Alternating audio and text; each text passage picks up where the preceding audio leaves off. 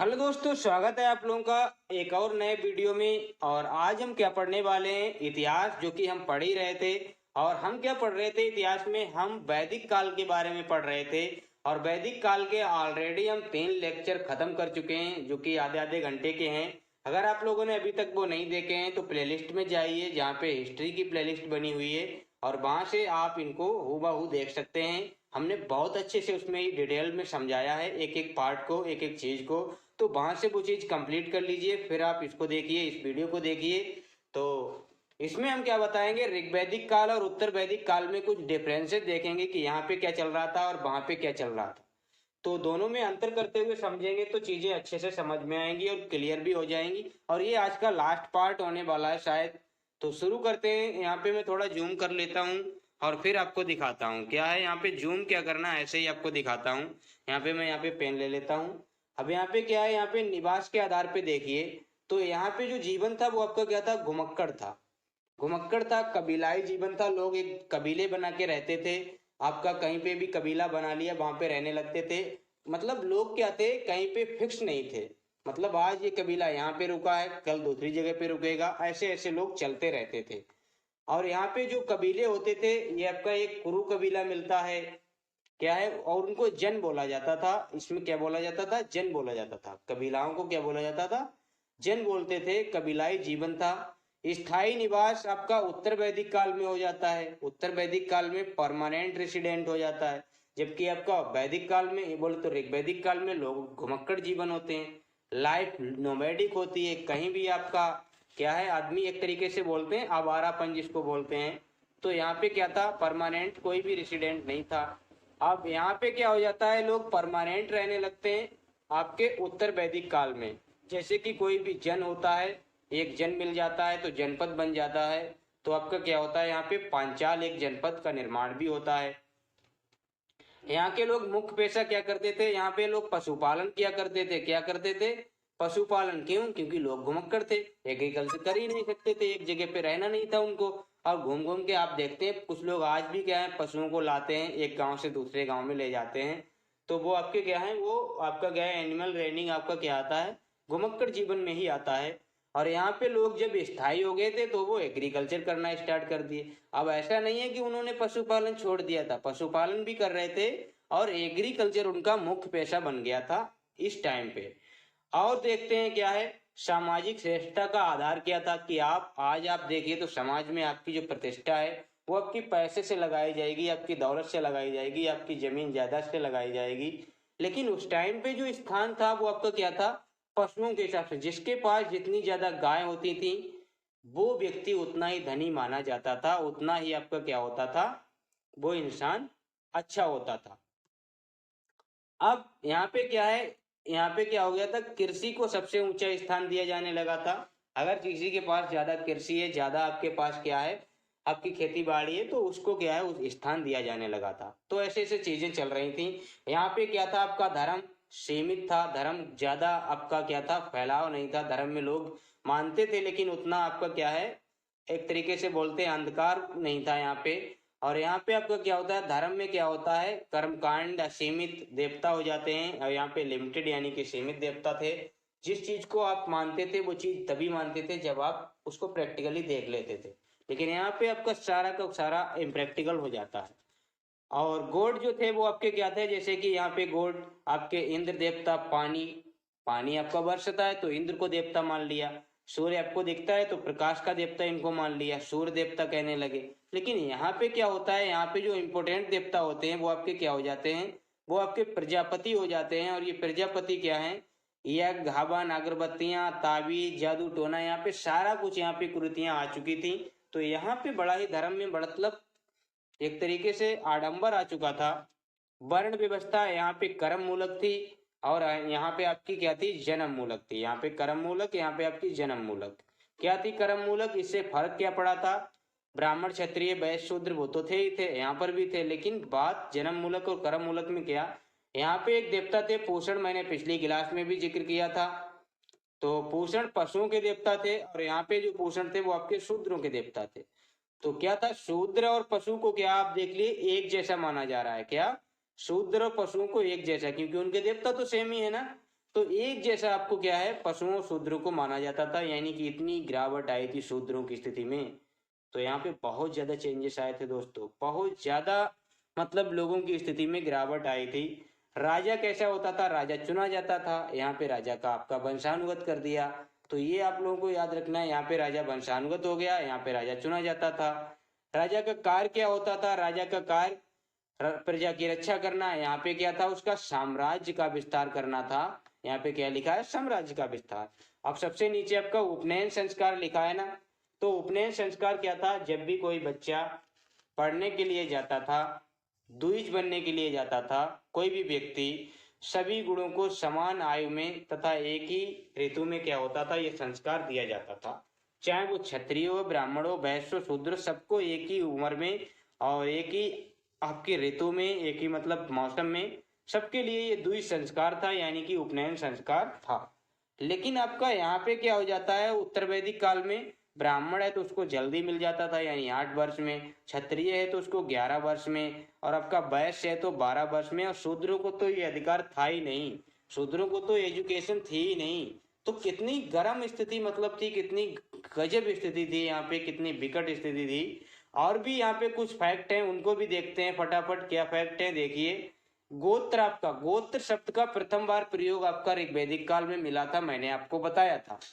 लेकिन यहाँ पे आपका क्या था, गोत्र नामक एक संस्था ही बना दी, अस्तित्व में आ गई। तो अलग अलग चीजें चल रही थी दोनों में। अब यहाँ पे क्या था, महिला की स्थिति अच्छी थी, पढ़ने लिखने का अधिकार था, मर्जी से विवाह कर सकती थी, और आपके क्या अंतर जातीय विवाह, एक कास्ट से दूसरी कास्ट में भी विवाह हो जाता था, सेल्फ डिसीजन भी ले सकती थी, अपना खुद का निर्णय भी कर सकती थी, विधवाओं के विवाह भी होते थे यहाँ पे, पर्दा प्रथा बिल्कुल भी नहीं थी। लेकिन यहाँ पे क्या होता था, स्थिति खराब हो जाती है, घर का काम करो, पिताजी की मर्जी से शादी, ये सारी बातें यहाँ पे आ जाती हैं। विवाह अनिवार्य था, और अंतर विवाह बिल्कुल भी नहीं था। अंतर विवाह मतलब जिसमें आपके क्या था, आपका क्या बोले यहाँ पे, अंतर विवाह एक तरीके से मैं क्या कहूँ, अंतर विवाह जिसमें मतलब आप एक ही कास्ट में आप क्या कर सकते हो, उसमें शादी कर सकते हो, वो आपका अंतर विवाह होता है। और अंतर जातीय जिसमें आप जातियों में अंतर आ जाए, अलग अलग जाति में, तो वो आपका अंतर जातीय होता है। पर्दा प्रथा यहाँ पे चल रही थी, थोड़ी बहुत आ गई थी, और सती प्रथा भी यहाँ पे स्टार्ट हो गई थी। और ये सती प्रथा जो स्टार्ट हुई है, ये आपकी 1829 में समाप्त होगी जाके, जब लॉर्ड विलियम बेंटिंक और राजा राम मोहन राय इसके लिए कदम उठाएंगे। तो कितनी गजब स्थिति थी। और यहाँ पे महिलाओं की स्थिति बहुत अच्छी थी। स्त्री बच्चा पैदा करने के लिए मतलब क्या था, वो उसका सेल्फ डिसीजन होता था, वो कुछ भी कर सकती थी। जैसा कि यहाँ पे लिखा हुआ है, उसको पूरे के पूरे राइट होते थे। आजीवन अगर कोई स्त्री अविवाहित रहना चाहती थी, शादी नहीं करना चाहती थी, तो वो क्या करती थी, शादी नहीं भी करती थी, मतलब वो अविवाहित भी रह सकती थी। और ऐसी स्त्री को क्या कहा गया है, ऐसी स्त्री को अमाजु बोला जाता था, जो स्त्री जीवन भर विवाह नहीं करती थी। तो ये बहुत से फैक्ट है महिलाओं को लेके, इसमें महिलाओं की स्थिति ऐसी जी यहाँ पे खराब हो गई थी। मुद्रा, मुद्रा आपकी निष्क और शतमान जैसी मुद्राएं आपकी चल रही थी, सिक्के चल रहे थे। हालांकि यहाँ पे सिक्के, वो सिक्के नहीं मिले हैं, लेकिन यहाँ पे क्या है, मुद्रा का साक्ष्य आपको मिला है, एक विधिवत रूप में नहीं मिला है, लेकिन मिला है। यहाँ भी ये चीजें चल रही थी। अब क्षेत्र और नदी, यहाँ पे क्षेत्र क्या थे, जैसे अफगानिस्तान, पाकिस्तान, उत्तरी पंजाब, ऋग्वेद में 42 नदियों का उल्लेख मिलता है। आर्य सभ्यता जो कि सप्त सैंधव सभ्यता थी, 7 नदियों का क्षेत्र जिसे बोला गया। गंगा यमुना का द्वा क्षेत्र आपका यहाँ पे था। ये सारी चीजें आपकी यहाँ पे थी, अफगानिस्तान से लेके आपका कहाँ, गंगा यमुना द्वाब। सबसे महत्वपूर्ण जो नदी यहाँ की थी वो सरस्वती थी, जिसे नदियों की माता, नदीतमा, अगरबती, वाणी बुद्धि तथा संगीत की देवी, ये सारे नाम इसके बोले गए थे, किसके, सरस्वती के बोले जाते हैं। और यहाँ पर क्या था, यहाँ पे आपका क्या था, यहाँ पे जो भी क्षेत्र थे आपके, मुख्य क्षेत्र आपका पांचाल जनपद था, जो कि मध्य प्रदेश आता है आज के दौर में। गंगा यमुना का द्वार से लेकर और आपके बिहार के गंडक तक आपका इसका क्षेत्र फैला था। दक्षिण में नर्मदा नदी तक युद्ध करके क्षेत्र जीत करके बढ़ा लिए थे, विस्तार कर लिए थे, जंगलों को काट काट कर क्षेत्र बढ़ा दिया था, क्योंकि लोहे की खोज हो चुकी थी। उत्तर प्रदेश के अतरंजी खेड़ा से आपकी लोहे की खोज हो चुकी थी। तो इसका सही जवाब क्या, ये सारी व्यवस्थाएं वहां पे चल रही थी। अब और भी देख लेते हैं, यहाँ पे और भी फैक्ट हैं। जैसे यहाँ पे आपका क्या है, यहाँ पे आपका क्या है, एक पर्वत है आपका, वो पश्चिमी हिमालय में पड़ता है जिसको मूजमंत बोला जाता है, और ये आपका हिंदुकुश पर्वतमाला में है। यहीं से सोमरस निकलता था जिसे इंद्र पीते हैं। यहाँ आपका क्या था, पूर्वी हिमालय की बात होती है, पूर्वी हिमालय तक आपका फैला हुआ था ये भी पर्वत था। और आपकी क्या राजनीतिक संस्थाएं, आपकी सभा समिति और आपकी बिदत बिदत आपकी सबसे पुरानी संस्था थी। यहाँ पे क्या होता था, यहाँ पे आपकी ये दो ही संस्थाएं रह जाती हैं, सभा और समिति, जिनको प्रजापति की दो पुत्रियां बोला जाता है। प्रजापति की दो पुत्रियां इनको बोला गया। कर व्यवस्था यहाँ पे क्या थी, आपकी स्वेच्छा से आप कर देते थे, उसको बलि कहा जाता था। यहाँ पे जो क्या था, आपका नियमित कर था, आपको कर देना ही देना था। कुल उपज का 16वां भाग आपको देना था। टोटल आपका क्या था, 16वां भाग। अगर आपने 16 कुंटल आपने गल्ला उगाया है तो 1 कुंटल आपको कर के रूप में देना था। भोजन आपका शाकाहारी भी था, यहाँ पे मांसाहारी भी था। खीर दही जौ का सत्तू, बैल भेड़ बकरी, ये सारे आपके मांसाहारी में थे। अश्वमेध यज्ञ भी होता था यहाँ पे, घोड़े का मांस उसमें चलता था। अश्वमेध यज्ञ जब होता था तो उसमें लोग घोड़े का मांस का इस्तेमाल करते थे।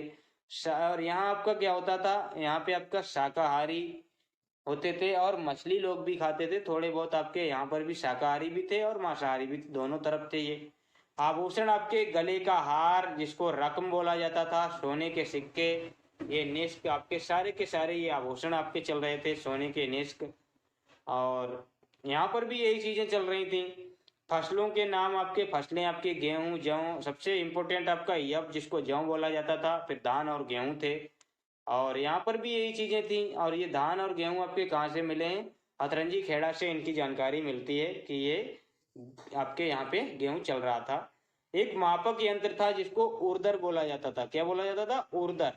तो ये आपको याद रखना कि ऋग्वैदिक काल में जो मापक यंत्र था वो किस नाम से जानते थे, उसको ऊर्दर कहते थे। और यहाँ पे आपका शतमान और पाद आपके आ चुके थे जो कि मापक यंत्र थे।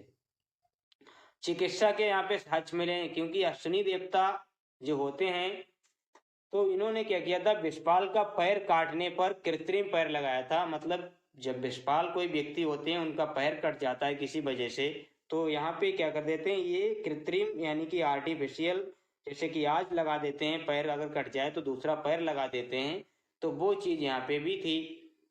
और ब्रजराज का अंधापन इन्होंने दूर किया था। तो यहाँ पे क्या था, चिकित्सा का भी काफी अच्छा ज्ञान था। और यहाँ पे भी ये सारी चीजें थी आपकी उत्तर वैदिक काल में भी। अब हम देखते हैं क्या, अब अगर कुछ और बचता है तो वो भी देख लेते हैं।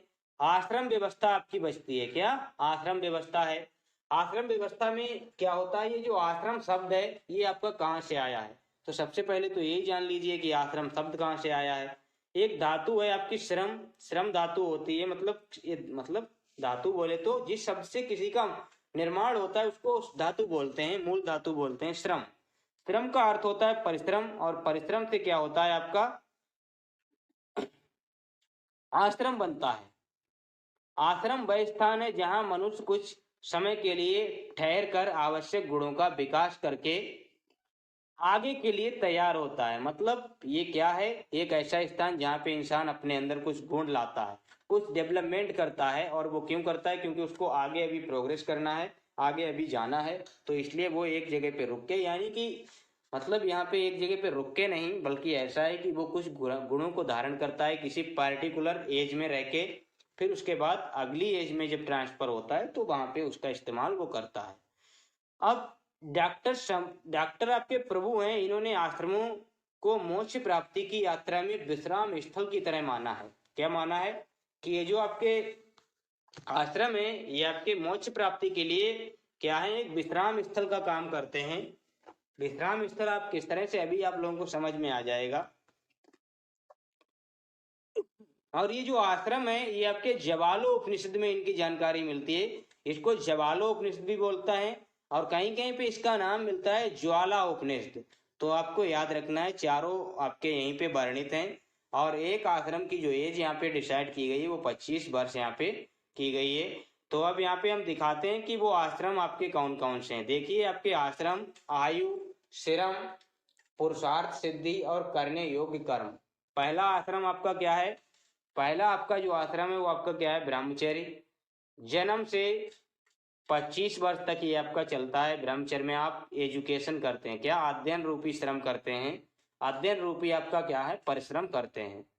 फिर आपका क्या है धर्म, इसमें क्या होता है यहाँ पे धार्मिक चीजें होती हैं। पुरुषार्थ सिद्धि, यहाँ पे क्या होता है पुरुषार्थ मतलब इंसान को क्या करना है, धर्म पे रहना, सत्य पे रहना है, सच्चाई पे रहना है, इंसानियत पे रहना है, मानवतावादी जीवन जीना है। और यहाँ पे कर्म करने की क्या बात की है, संयम पूर्वक ज्ञान अर्जन करें। मतलब कोई भी आप एक तरीके से बोला गया इधर उधर की बातों में ना उलझें, अपने ज्ञान को अर्जित करें। और आपका क्या है ये ग्रह अवस्था, आपकी ग्रह आश्रम आपका 25 से 50 तक चलता है। क्रियात्मक और रचनात्मक यहाँ पे श्रम होता है। यहाँ पे थोड़ा सा आप क्या करते हैं रचनात्मक करने लगते हैं, आप अपने जीवन में एक अगले चरण में होते हैं ना, तो क्रियात्मक और रचनात्मक श्रम आपसे उम्मीद भी की जाती है, क्योंकि आप गृहस्थ आश्रम में प्रवेश कर चुके हैं। यहाँ पे धर्म भी करना होता है, अर्थ भी, अर्थ मतलब आपको आजीविका के लिए भी करना होता है। और काम, आप काम से समझ ही रहे हैं कि काम क्या करना होता है। काम तो आपका क्या है, आपको गृहस्थ आश्रम में है तो आपको क्या है आपका वंश वृद्धि भी करना होता है।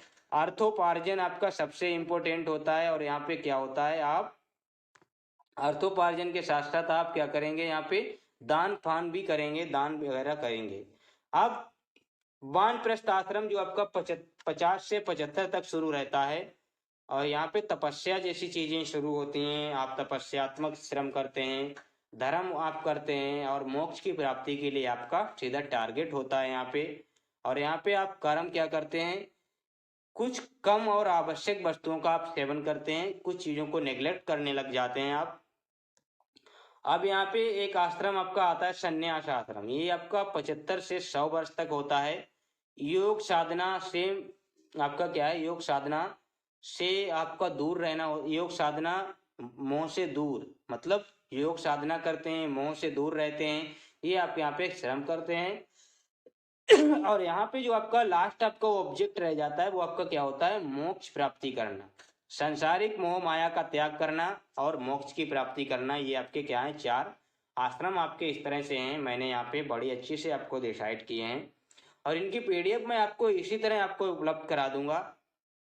तो अब नेक्स्ट हम देखते हैं, नेक्स्ट हमारा क्या है, यहाँ पे कुछ संस्कार हैं, कुछ क्या 16 संस्कार हैं जो जन्म के पूर्व से लेके मृत्यु तक आपके चलते हैं, और मृत्यु के बाद तक शायद चलते रहते हैं, लेकिन फिर वो आपके मृत्यु तक ही आपका क्या है संस्कार माना जाता है। फिर तो आपके क्या है, फिर आपके कर्तव्य रह जाते हैं, वो आपको ड्यूटी आपकी निभानी पड़ती हैं। आप नहीं निभाते हैं, वो आपके अन्य लोग निभाते हैं। अब यहाँ पे जो पहला हमारा क्या है, पहला हमारा आपका जो संस्कार है वो गर्भाधान है। गर्भाधान क्या होता है, जीव माँ के पेट में प्रवेश करता है। जब किसी भी माँ के पेट में कोई बच्चा जन्म लेता है तो उससे पहले वो माँ के पेट में प्रवेश करता है, बाद में जन्म लेता है, तो उसी को गर्भाधान कहा जाता है। ये एक ऐसी प्रक्रिया होती है। अब पुंसवन क्या होता है, गर्भ तीसरे माह में पुत्र प्राप्ति की कामना। जब भी गर्भ ठहरा होता है, एक तरीके से बोले तो प्रेग्नेंट होता है, तो फिर तीसरे माह में क्या होता है, पुत्र प्राप्ति की आप इच्छा करते हैं, वो आपका एक संस्कार होता है। ये देखिए अब क्या हो रहा है, यहाँ पे जीवन अभी नहीं हुआ है लेकिन उसके संस्कार चल रहे हैं। एक आपका क्या होता है उसके बाद सीमांतोन्नयन, गर्भस्थ शिशु की मानसिक विकास व दीर्घायु की कामना। मतलब आपके अभी तक क्या चल रहे हैं, आप अभी पैदा भी नहीं हुए हैं और आपके संस्कार चल रहे हैं, दीर्घायु की कामना हो रही है कि दीर्घायु, मानसिक विकास अच्छा हो, तो ये सारी बातें चल रही हैं। जात कर्म, जन्म के बाद माता पिता जन्म के बाद पिता कान में आशीर वचन बोलता है, शहद चटाता है। आशीर वचन जैसे कि अच्छे बोल कान में बोलता है। जैसे इस्लाम धर्म में भी ऐसा होता है कि वो वहां पे क्या है, जब भी कोई बच्चा जन्म लेता है तो उसके कान में क्या करते हैं, अजान पढ़ते हैं। ऐसे ही आपका क्या है, यहाँ पे एक संस्कार होता है, जब भी बच्चा पैदा होता है तो उस पिता उसके कान में कुछ आशीर वचन बोलते हैं और शहद चटाते हैं। नामकरण 11वें या 12वें दिन आपका क्या होता है, नामकरण होता है। जन्म के 11वें या 12वें दिन आपका नामकरण होता है। यहाँ पे दिन लिखा नहीं है लेकिन लिख दूंगा मैं पीडीएफ में। और निष्क्रमण आपका क्या होता है, बालक को घर से बाहर लाना, निष्क्रमण करना, एक तरीके से भ्रमण कराना। 12 दिन या 4 माह तक ये आपका ये मामा या पिता द्वारा ये काम कराया जाता है। फिर अन्नप्राशन, बच्चे को अन्न खिलाना, शिशु को अन्न खिलाना, 6 माह के बाद ये सारा काम होता है। अब चूड़ा कर्म, सिर के बाल कटाना, मुंडन कराना, ये सारा आपका क्या होता है, चूड़ा कर्म में आता है। अब और आपके 8 संस्कार हैं, वो भी आप लोगों को मैं दिखा देता हूँ कि वो आपके कौन से हैं। क्या है आपके 8 संस्कार। एक आपका कर्ण वेदन है। कर्ण वेदन में मतलब बच्चे के कान में कुछ छेदना, बालक का कान छेदना 1 से 5 वर्ष, ये आपका रहता है। विद्या आरंभ, अक्षर ज्ञान, मतलब उसको विद्या के लिए भेजना, उसका क्या होता है, उपनयन संस्कार होता है। विद्या के लिए जो 5 वर्ष की आयु होती है तो उसको ABCD या फिर छोटा बड़ा सिखाया जाता है, अक्षर ज्ञान उसको दिए जाते हैं। उपनयन संस्कार शिक्षा के लिए बालक द्विज यानी कि पुनर्जन्म, शिक्षा के लिए बालक क्या करता है, द्विज बोले तो पुनर्जन्म में जाता है। वेदारंभ, वेदों का पाठ, फिर आपका क्या होता है, वेद आरंभ होते हैं, क्योंकि आप जवान होते जाते हैं तो वेद आप पढ़ते हैं, वेदों का पाठ करते हैं, वेदों को रटते हैं, वेदों को समझते हैं। केशांत, जब आपके बाल क्या हो जाते हैं, दाढ़ी मूछ निकल आती है, लगभग 16 वर्ष से 18 वर्ष की एज में ये सारी चीजें आपके अंदर होने लगती हैं, तो आप दाढ़ी मूछ बनाना, शेविंग करना, ये सारी बातें आपके होती हैं। इसको केशानांत या गोदान बोलते हैं, केशानांत या फिर गोदान। फिर उसके बाद एक आपका होता है समावर्तन। समावर्तन में आपका क्या होता है, गुरुकुल में शिक्षा प्राप्त करने के बाद घर लौटने के पूर्व स्नान, इसी के बाद विद्यार्थी स्नातक बनता है।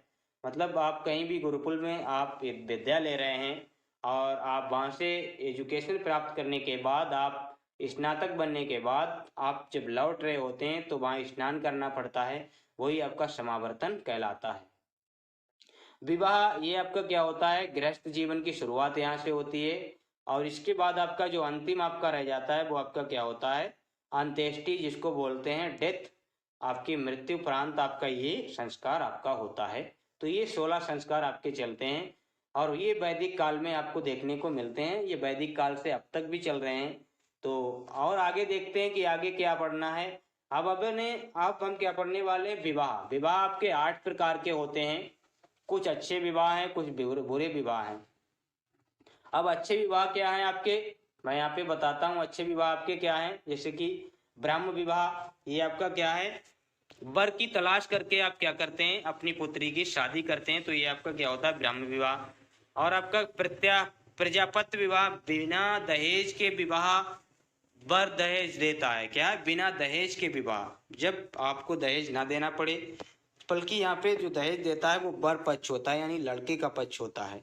एक दैव विवाह होता है, जब ब्राह्मण पुरोहित के साथ अपनी कन्या का विवाह कर देता है, मतलब कोई ब्राह्मण व्यक्ति है, कोई पुरोहित है जो कि पूजा पाठ का काम करता है, उसके साथ अगर किसी कन्या का विवाह होता है तो उसको दैव विवाह बोला जाता है, ये अच्छे विवाह में आते हैं। अब आर्ष विवाह आपका क्या होता है, गाय लेकर अपनी कन्या का विवाह कर देना, किसी व्यक्ति से गाय ले ली और उसके साथ अपनी कन्या का विवाह कर देना, ये आपका क्या होता है, आर्ष विवाह होता है। अब जो बुरे विवाह हैं उनको भी देख लेते हैं, जैसे गंधर्व विवाह, इसी को तो लव मैरिज बोला गया है, ये आपका बुरे विवाह में आता है, माता पिता के विरुद्ध। आसुर विवाह आपका दहेज लेकर अपनी कन्या का विवाह कर देता है। आसुर विवाह क्या है कि दहेज लेकर व्यक्ति अपनी कन्या का विवाह कर देता है, मतलब दहेज लेता जरूर लेता है। और प्रजापति में क्या है, बिना दहेज के, अगर दहेज होता भी है तो वर खुद देता है, लेकिन यहाँ पे दहेज लेकर अपनी कन्या का विवाह करता है, दहेज अपने पास रख लेता है और कन्या उसको दे देता है, ये आपका आसुर विवाह होता है। राक्षस विवाह, कन्या को भगा ले जाना, बलपूर्वक विवाह करना। एक आपका पेशाच विवाह होता है, जो जबरदस्ती या बलात्कार जैसी हरकत करके आप किसी के साथ विवाह करते हैं, तो वो आपका, ये 4 आपके गलत विवाह होते हैं। अब क्या है, वैदिक शब्दावली है, इसके बाद क्या है, ये लास्ट है। तो वैदिक शब्दावली आप देख लीजिए, यहाँ पे क्या क्या लिखा है वैदिक शब्दावली में। एक शब्द है आपका गविष्टि। गविष्टि आपकी क्या है, गायों की गवेषणा। क्या है, गायों की गवेषणा बोले तो गायों की खोज। गवेषणा माने होता है गायों की खोज, गायों को तलाश करना आपका गविष्टि कहलाता है। एक आपका रई होता है, रई संपत्ति के लिए प्रयुक्त होता है। अदे वयु, अदे वयु क्या है, देवताओं में अश्रद्धा। देखिए एक आप क्या होता है देव, और उसको अदेव कर दिया तो आपका क्या है, देवताओं में जो श्रद्धा ना हो, अदेवता मतलब अदेवता। अब्राह्मण, वेदों को ना मानने वाला। एक तो ब्राह्मण होता है जो वेदों को मानता है, और जो वेदों को नहीं मानता है उसको अब्राह्मण कहते हैं। अब यहाँ पे आयजन, यज्ञ ना करने वाला, और अगर यज्ञ करने वाला हो तो यज्जन। ये आपके क्या है, वैदिक शब्दावली है। ये आपके वन वर्ड सब्स्टिट्यूशन में भी, हिंदी में भी एक काम में आ जाता है। अनाश कटुबाणी आर्यों के शत्रु। अनाश क्या थे, ये आर्यों के शत्रु, या जो कटिबाणु बोलते थे, यानी कि आपका एक तरीके से बोले गलत ही बोलते थे, वो आपके कटुबाणी कहते हैं अनाश। अब एक अनाश है, एक आपका अनस है। अनस क्या है, बैलगाड़ी के लिए है, और अनाश आर्यों के शत्रु के लिए। बहुत कंफ्यूजन वाला वर्ड है ये, तो इसको आप जरूर याद रखना। कुलप परिवार का मुखिया। ग्रामणी लड़ाकू दल का प्रधान होता था आपका ग्रामणी। ये वैदिक शब्दावली है। क्या है ये, वैदिक शब्दावली। बृहस्पति आपका क्या है, चारागाह का अधिकारी। और आपका बृहस्पति आपका क्या है, गांव का प्रधान आपका क्या है, आपका क्या है, बृहस्पति। अब ये दो बृहस्पति अलग अलग हैं। यहाँ पे आपका क्या है, बृहस्पति वो आपका क्या है, चारागाह का अधिकारी है। जहाँ पे बृहस्पति है वो आपका गांव का प्रधान है। बलि स्वेच्छा से दिया गया कर। संहिता क्या है, वैदिक मंत्रों का संग्रह। वैदिक जो मंत्र थे उनका एक कलेक्शन आपका क्या होता था, संहिता कहा जाता था, कोड कहा जाता था। राष्ट्र आपका क्या था, प्रदेश। कोई भी राज्य क्षेत्र आपका प्रदेश कहलाता था। इंद्र आपके क्या थे, इंद्र को पुरंदर बोला जाता था, सुमापा बोला जाता था। जन को क्या बोलते थे वैदिक काल में, वैदिक कबीले या फिर जन या फिर विष बोलते थे। तो ये आपके क्या थे, वैदिक शब्दावली है। यहाँ से आपके क्या है, क्वेश्चन पूछे जाते हैं। तो ये आज का आपका क्या था, लास्ट आपका क्या था, ये आज का आपका क्या था, लास्ट आपका क्या था, चैप्टर था। लास्ट चैप्टर बोले तो आपका क्या है, वैदिक काल की ये लास्ट क्लास थी। और अगर आप लोगों को क्लास अच्छी लगी है तो thanks for watching, thanks for watching. और please subscribe, please subscribe my YouTube channel महान सर। और पीडीएफ के लिए हमारे टेलीग्राम ग्रुप को ज्वाइन कर ले। मैं इस पे पीडीएफ डाल दूंगा, अभी तो डाली नहीं है मैंने, लेकिन इस पे डाल दूंगा। और अगर आपको यहाँ पे पीडीएफ नहीं चाहिए या आपको यहाँ पे पीडीएफ नहीं मिलती है, तो आप क्या कीजिए, आप क्या करिए, आप यहाँ पे, मैं डिस्क्रिप्शन में इसका लिंक दे दूंगा, वहां से आप क्या कर लीजिए, डाउनलोड कर लेना। मैं डिस्क्रिप्शन में, इस वीडियो के डिस्क्रिप्शन में इस वैदिक काल की या ऋग्वैदिक काल की या वैदिक सभ्यता की पूरी आपकी पीडीएफ दे दूंगा। बल्कि वैदिक काल की क्या, जो भी अभी तक मैंने पढ़ाया है उसकी कंप्लीट पीडीएफ आप लोगों को मिल जाएगी। तो फिक्र ना करें, पूरी पीडीएफ आपको मिलेगी। तो मिलते हैं किसी नेक्स्ट वीडियो में, तब तक के लिए धन्यवाद।